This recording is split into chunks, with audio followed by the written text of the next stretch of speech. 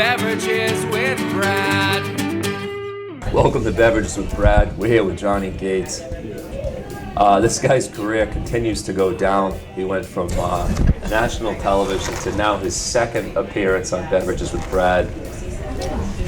It's a big day, man. It's a big day for me. I'm excited. Next? Public access? I hope. Backyard wrestling? I reached out. I emailed them a couple times. Yeah. How long did you live in LA for? 4 years.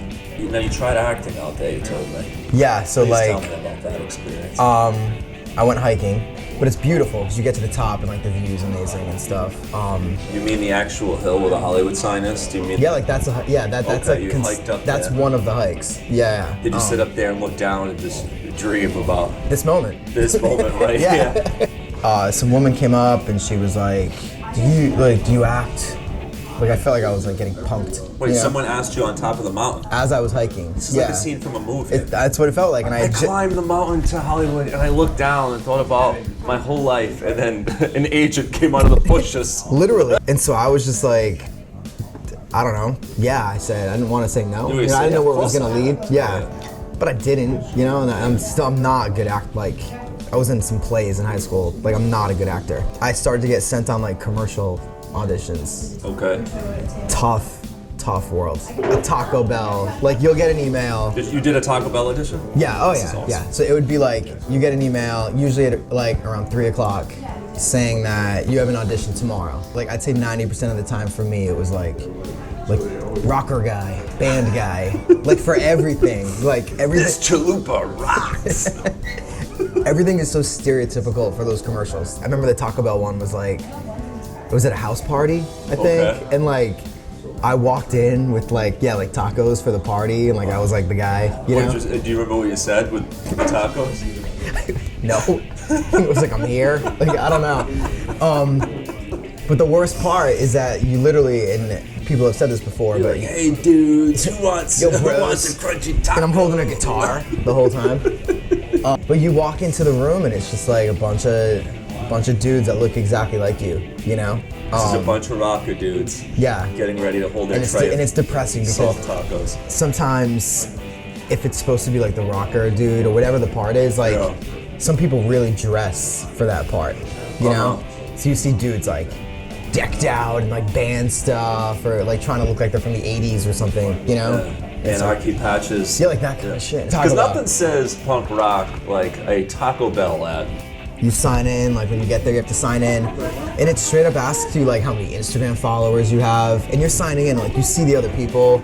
Did you ever put on there, I have appeared once on Beverages with Brad, if that helps. And like no one's talking to each other. Everyone's like looking at their phone, giving like dirty looks. You don't know nothing And about I'm like, these nacho fries. Yeah, like I knew I was a bad actor.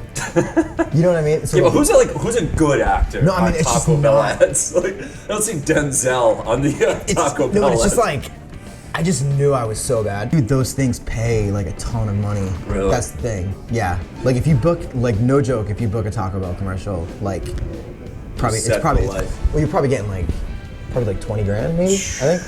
When I was a teenager, I did modeling stuff. So sometimes it was funny because I feel like my agent started to probably like get feedback that I was bad at the commercials. Yeah. So like I feel like slowly it all started to turn into like more modeling stuff. Dude, the modeling stuff was like almost harder because not only am I in a room with people that look exactly like me, but they're all like 20, 18, and I'm rolling up like 34. You know what I mean? Trying to be like, what's up, dudes? Like, what's up?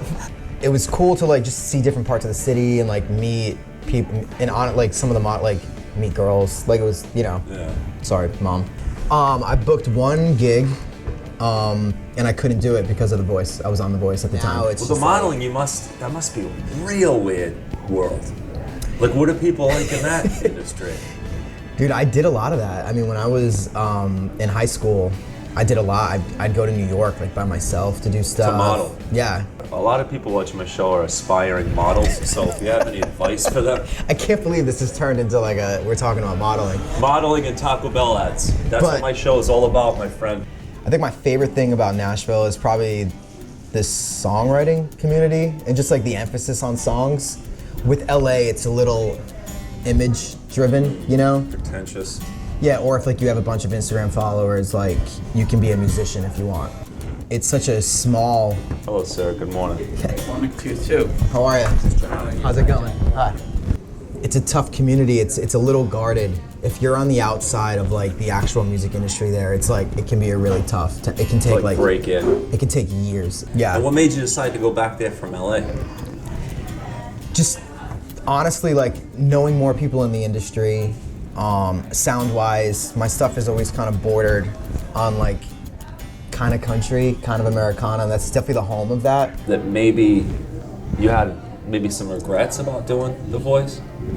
Is that accurate or is it not accurate? Man, it's tough. It's tough because I think with The Voice, it's like the people that work with The Voice try to give you like the best experience. And they're super, serious about everything, like, and they want you to succeed. Mm-hmm. It's really just like what happens after, like, no one really cares. Right. And it's not like The Voice's fault because they're so focused on the show.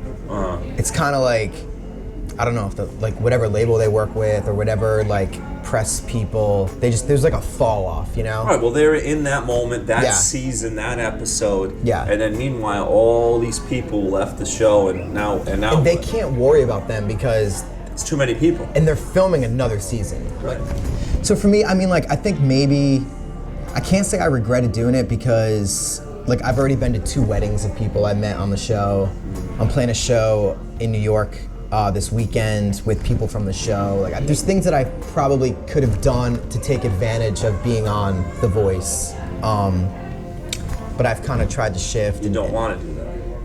And like people want you to be the voice guy. Yeah, and it's like that's a thing, Yeah. and like. What do they say to you? Can you come perform and the songs you did on The Voice, And what did you? And you say, can you go yourself? How many gigs would you say roughly you've turned down because they want you to be the voice guy? Probably a lot. Wow, that's a lot of money right there. You don't want to sell out, but you'll do a Taco Bell ad. Isn't that interesting? It's different. You're like, that's 20 grand though. They'll give me 20 grand to be the voice guy. Yeah.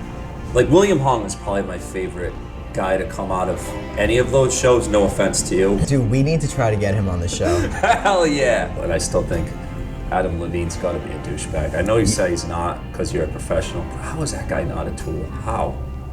He really didn't, especially off camera. He was chill. Maybe me and Adam Levine would be like best friends if we hung out. I think we need to get him on the show too then. All right, Adam Levine him and William Hung. Two together though. Oh, that would be what a panel! What a panel!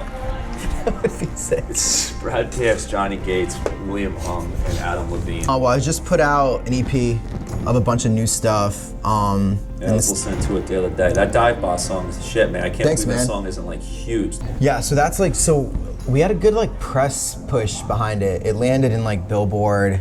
We were able to get it on New Music Nashville, which is a good one. Okay, well hey, look for Johnny Gates. Download his songs, listen to them on Spotify at least 3 million times so he can make $20. Yeah, that'd be huge. Hey, thanks for coming back to the show. Dude, Brad, thanks for having me, man. Yeah, always, dude. Yeah. Pleasure.